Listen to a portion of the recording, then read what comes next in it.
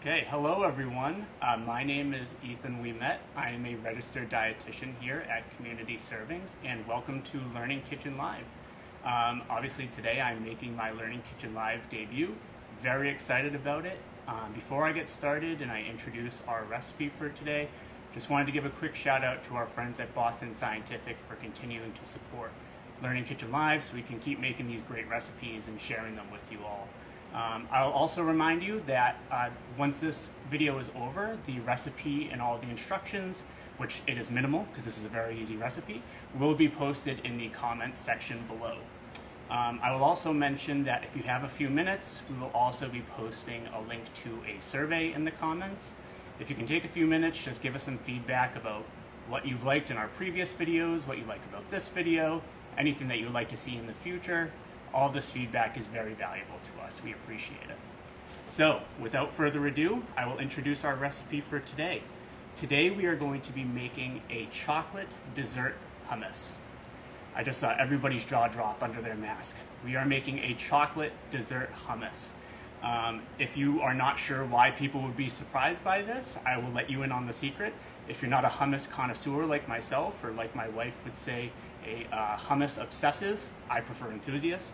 Hummus is a traditional Middle Eastern dish that is typically thought of as a savory dish. It's usually served with things like pita bread, raw vegetables like carrots and raw cucumber. So this is what I'm calling the new wave of hummus, and that is a sweet hummus. I'm changing a 1,000-year-old tradition and coming up with something completely new.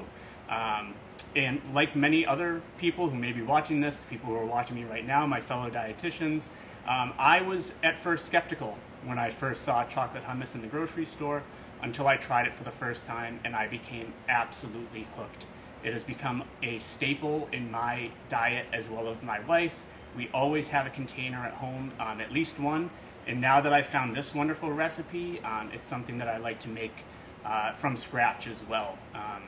So a little bit into, a couple questions that people like to ask when I bring up chocolate hummus. The first one is, what can you even serve that with? And the second question is, why would you even do that? So the first one is easy. I can answer that first. I like to think of chocolate hummus as kind of a low-calorie, healthy alternative to other desserts, most similarly like Nutella. So it's like a low-calorie Nutella. It pairs really well with things like graham crackers, pretzels, some cut up fruit like I have here today. We're going to be serving it with sliced apples and strawberries. And sometimes I even like to get a little crazy and put it on a piece of whole grain toast and have it as like a post-workout snack. So that's another option as well. And to the more complicated reason as to why we would do a chocolate hummus, again, I'm a registered dietitian, but I'm also a human being, and I have a sweet tooth.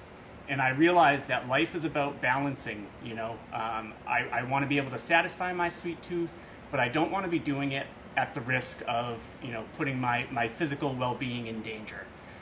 So, if I'm going to be having a dessert a few times a week, I want to make sure that it is as nutritious as possible. Because as you may or may not know, a lot of desserts are considered what we call empty calories, meaning they are very low in nutritional value. So this recipe kind of combines that. It's going to satisfy your sweet tooth, but it's also going to provide some nutrition that we all need. So without further ado, we'll get into the specifics of this recipe. The reason I like this particular recipe, there are a few reasons. One is that a lot of these ingredients are very common, and you might already have a lot of them in your house as it is. If some of them are a little bit strange to you, I can provide some alternatives for what you might have at home instead. It's inexpensive, and it's very easy to make. Again, I'm a dietitian, but that doesn't mean that I'm a master chef. So I like recipes that are super easy to make with very little room for error. That's usually what I go for when I'm looking for a new recipe. So let's talk about some of the nutrition tidbits, and I will go through each ingredient one at a time, and we'll start this process up. So we will start with our main ingredient, kind of the thing that makes a hummus what it is, and that is the chickpeas. Chickpeas are also known as garbanzo beans. they are an excellent source of fiber and plant protein. Now, why is that important? If you are a Learning Kitchen Live enthusiast and you've watched our previous videos, you know that our dietitians here like to harp on the importance of fiber, and that is for a few reasons.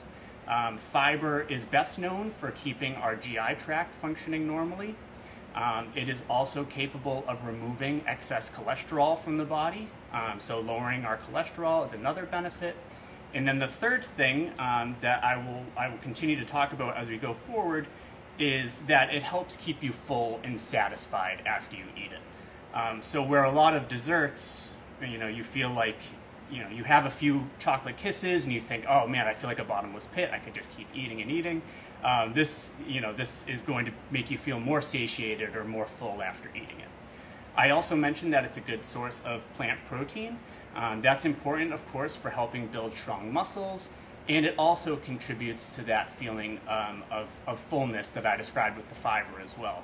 So between the protein and the fiber, you're going to feel really good and nice and full after having this as a dessert, especially if you're doing it like I'm doing it and pairing it with a fruit, which is also nice and full of fiber.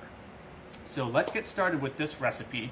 So the first thing we're going to do, this is a 15.5, this came from a 15.5 ounce can of chickpeas. I've already rinsed and drained these using a colander. The rinsing process just gets rid of a little bit of the sodium that can be a part of the canning process, and also helps to identify if there are any strange foreign objects that might have been in the can that we don't want included in our chocolate hummus recipe. So we will go ahead and add this to our food processor. Try not to spill any because that can be a hazard for slipping purposes. This is not a Three Stooges episode. This is Learning Kitchen Live. So we have our chickpeas in there ready to go. Our next ingredient is 3 tablespoons of cocoa powder. Now I am using natural unsweetened cocoa powder. The reason I'm doing that, you can use a sweetened cocoa powder if that's what you have on hand at home. My thought process is, we're already going to be getting a lot of sweetness from our next ingredient, which is honey. We're also going to be eating it, again, with that fruit, which has its own form of sugar in it, which is also very sweet. So, what's the use in adding more added sugar, more calories, just to accomplish what we're already accomplishing with the honey and the fruit. So go ahead and add our chocolate. And of course, our cocoa powder is also going to mask some of that familiar taste of the chickpeas as well. So our next ingredient, we will add 2.5 teaspoons of vanilla extract.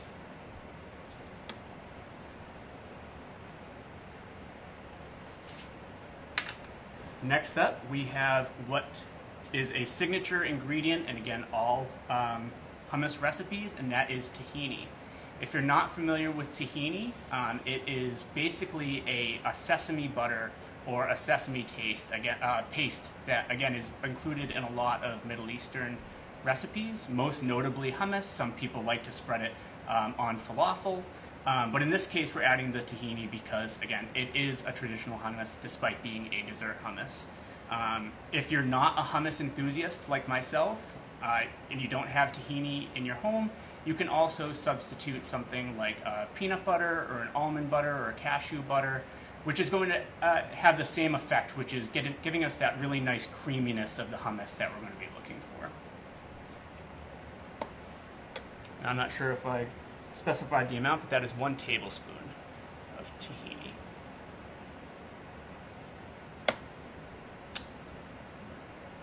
And if you're going to be substituting anything in, like a peanut butter or an almond butter, keep in mind that's also going to be adding to the protein content of the meal, but it's also going to be, or of the snack, but it's also going to be increasing the calories as well that are coming from the fat of the nut butter. So that's definitely something to keep in mind if you're going to make that substitution.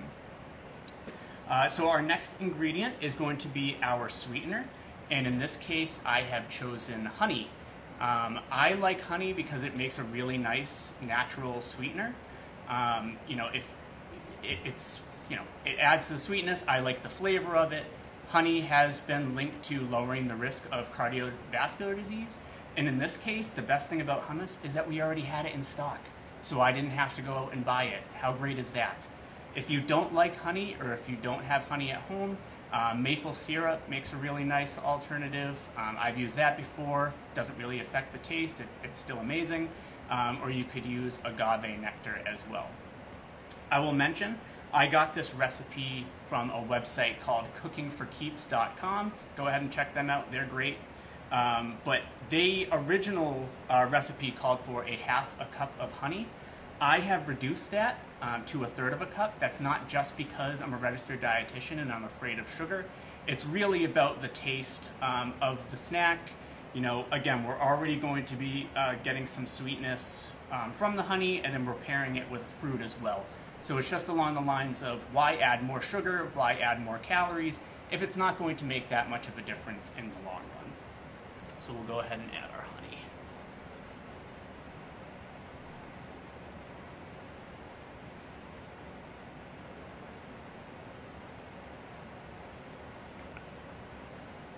I think a fair amount of that is going to stick. If you guys don't know at home, honey likes to stick to things.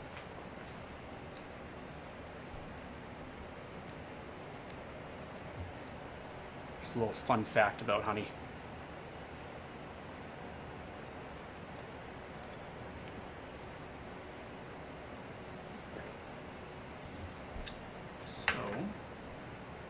Our next ingredient is going to be 3 tablespoons of water.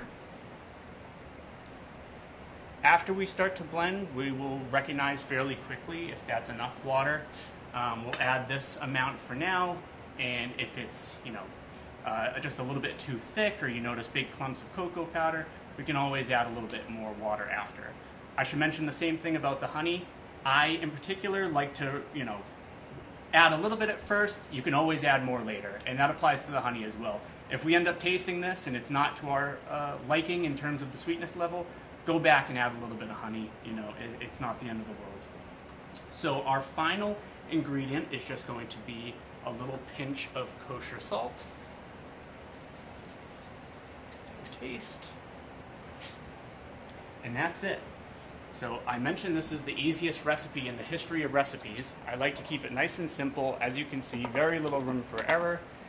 We are going to attach the lid of the food processor now because, again, this is not Three Stooges. This is Learning Kitchen Live. We want to be safe. We don't want this all over the ceiling.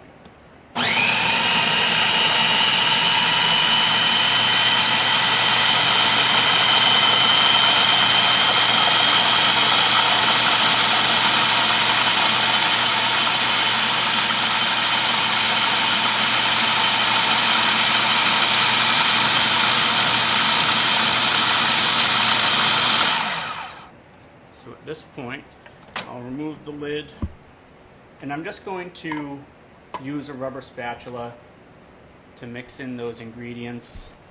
We're really looking for just like a nice creamy texture, almost like a brownie batter. We want to make sure all those ingredients are nice and mixed in so nobody gets a big bite of cocoa powder. It sounds good, it's not that good. So get it nice off the edges.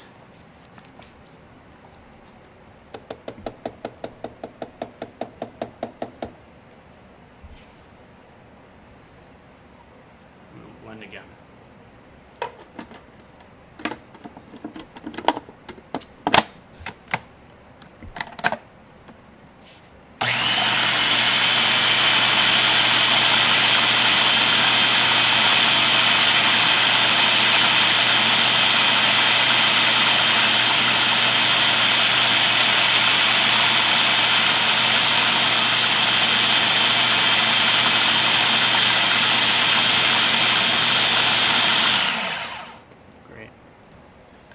If my eyes don't deceive me, that looks to be about the right texture of what we're looking for here. So I'll carefully remove the very sharp blades. Do one quick hand mix, make sure everything is blended together nicely. Yeah, that's that texture we're looking for. Very nice. I have some colleagues here who are a little bit skeptical about this, and I think I'm going to be proving some of the doubters wrong today, folks.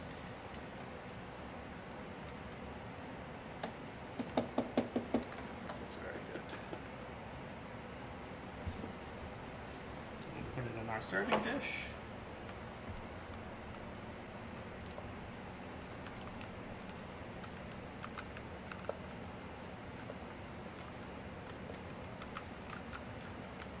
And as I do this, I'll let you know there are some extra ingredients that you might be intrigued to give a shot. You know, if you're trying this at home, you want to spice it up a little bit, you can always add chocolate chips. That would, you know, add a little bit of a crunch to it. It also looks really nice added in there. And with the holidays coming up, one thing that I know I'm going to try for a family gathering is I'm either going to do like a peppermint extract. I'll drop a couple drops of peppermint extract in there. I might even go crazy and crush up some candy canes, some peppermint candy canes, crush those up, throw them into the mix it all together, put a nice little holiday spin on it, you know, really go wild. So I think that would pair really nicely with like graham crackers. Again, we're going to do it with some apples and strawberry. You know, you can try that at home. You can try, again, the graham crackers. Pretzels go really nicely. And what I really want to emphasize now that our nice, easy recipe is over is that just a couple tablespoons is enough. Paired with an apple, that's going to give you tons of fiber. Again, reduces cholesterol, helps you feel full, helps keep your GI tract working right. And then some protein in here as well, which again is going to contribute to making sure that we're nice and full. We're not feeling like a bottomless pit, like we need to keep eating and eating, like you feel with a lot of other desserts, which I think makes this the ideal dessert recipe. It's not just empty calories, you know, it's satisfying that sweet tooth and also making you feel good on the inside. So I really hope you give this recipe a try at home. Thank you so much for tuning in today, and tune in next week for our next Learning Kitchen Live. Thanks everyone, take care.